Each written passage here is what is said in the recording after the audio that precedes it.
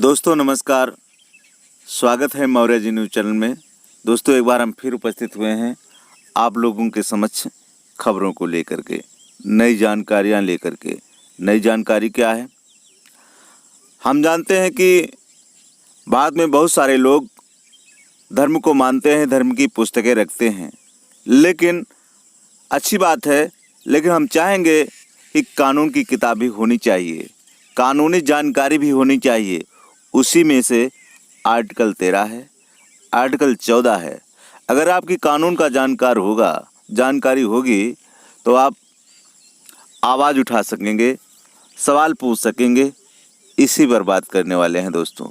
लेकिन बात करने से पहले रिक्वेस्ट है, चैनल को सब्सक्राइब कर लें अगर पहली बार चैनल पर आए हैं तो, और बेल आइकन घंटी को दबा दें ताकि लेटेस्ट न्यूज़ सब मिलती रहे। और पहले जो सब्सक्राइब किए हुए हमारे सब्सक्राइबर भाई हैं उनको बहुत बहुत धन्यवाद आते हैं अपने न्यूज़ पर। न्यूज़ यह है, आर्टिकल 13 के बारे में बताएंगे। आर्टिकल 13 के अनुसार संविधान लागू होने के दिनांक से पहले जितने भी धार्मिक ग्रंथ, विधि, कानून जो विषमता पर आधारित थे उन्हें शून्य घोषित किया जाता है। व्याख्या इसकी जान लीजिए। इस कानून के अनुसार बाबा साहब ने सिर्फ एक लाइन में 2500 सालों की उस व्यवस्था और उस कानून की किताबों को शून्य घोषित कर दिया जो इंसानों को गुलाम बनाने के लिए इस्तेमाल की जा रही थी। जैसे संविधान लागू होने से पहले भारत में मनुस्मृति का कानून लागू था। मनुस्मृति के अनुसार भारत के शूद्र व अर्धशूद्र और महिलाओं को शिक्षा का अधिकार, संपत्ति का अधिकार नहीं था। इसके अलावा मनुस्मृति के कानून के अनुसार शूद्र वर्ण को सिर्फ ब्राह्मणों की निस्वार्थ भाव से सेवा करने के लिए ही इस्तेमाल किया जाता था और अति शूद्र लोगों को पानी पीने तक का अधिकार नहीं था। ये विषमतावादी कानून इतनी कठोरता से लागू था, इसे पढ़कर बाबा साहब का हृदय कांप उठा था। बाबा साहब ने इस मनुस्मृति के कानून का अध्ययन किया तो पाया कि भारत की महिलाएं दोहरी गुलाम हैं।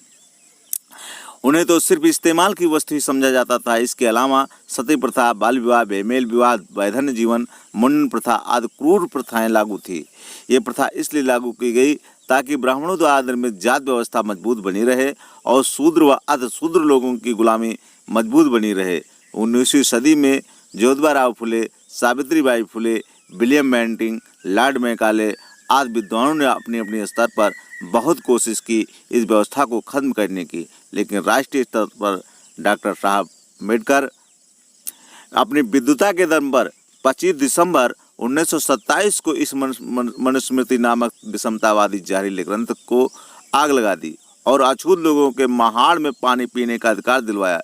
इसके बाद बाबा साहब ने पूरे भारत में घूम घूम कर साइमन कमीशन को मनुस्मृति से प्रभावित शूद्र अर्धशूद्र लोगों की वास्तविक स्थिति का परिचय करवाया। 1931-32 में बाबा साहब ने इन 90% लोगों को वोट का अधिकार दिलवाया।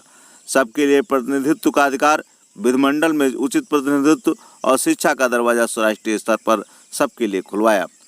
जब संविधान लिखने की बात आई, बाबा साहब ने ब्राह्मणवादी तमाम शक्तियाँ, कानून और धर्मग्रंथ को जो इंसान को इंसान नहीं मानते थे महज एक लाइन में घोषित कर दिया। इसी संविधान ने बाबा साहब ने SC, ST, OBC और इनसे धर्म परिवर्तित मिनॉरिटी के लिए 69 आर्टिकल लिखकर इन्हें अलग अलग क्षेत्र में कुछ विशेषाधिकार दिए। इन्हें 69 आर्टिकल की वजह से हमें मिले अधिकार ही इन्हें ब्राह्मणवादी मनवादी लोगों को बर्दाश्त नहीं हो रहे हैं और इन्हें खत्म करवाने के लिए दिन रात प्रोपेगेंडा और धर्म भ्रम, पाखंड, अंधविश्वास, साम दाम दंड भेद का इस्तेमाल कर रहे हैं और संसदीय बहुमत का गलत इस्तेमाल करते हैं। इसलिए ये लोग भारत में भाईचारा और एकता नहीं चाहते, क्योंकि भाईचारा और एकता होने की वजह से इनकी व्यवस्था खत्म हो जाएगी और हमारी व्यवस्था लागू हो जाएगी। आर्टिकल 14 क्या है? आर्टिकल 14 के अनुसार ऐसा कोई भी कानून फिर से लागू नहीं होगा और ना ही बनेगा जो इंसानों के साथ विषमतावादी और उनको बद से बदतर जिंदगी जीने के लिए मजबूर करे। अर्थात भारत के सब नागरिक को समान मानते हुए विधि या कानून लागू या बनाया जाए। आपको बताने का मतलब सिर्फ इतना है दोस्तों कि इस बात को जाने, अगर कोई कानून इस तरह से बनता है जो समानता का अधिकार नहीं रखता है तो आपको आवाज़ उठानी चाहिए। क्या इस बात से सहमत हैं दोस्तों? इस बात को जानना चाहिए कि जो विषमता का कानून है ये कितना हितकर है, कितना अहितकर है, इससे परिचित होना चाहिए। दोस्तों, लास्ट तक वीडियो देखने के लिए बहुत बहुत धन्यवाद। अगर आपको ज़्यादा से भी अच्छी लगी हो तो लाइक करना, शेयर करना, कमेंट करना ना भूलें। धन्यवाद।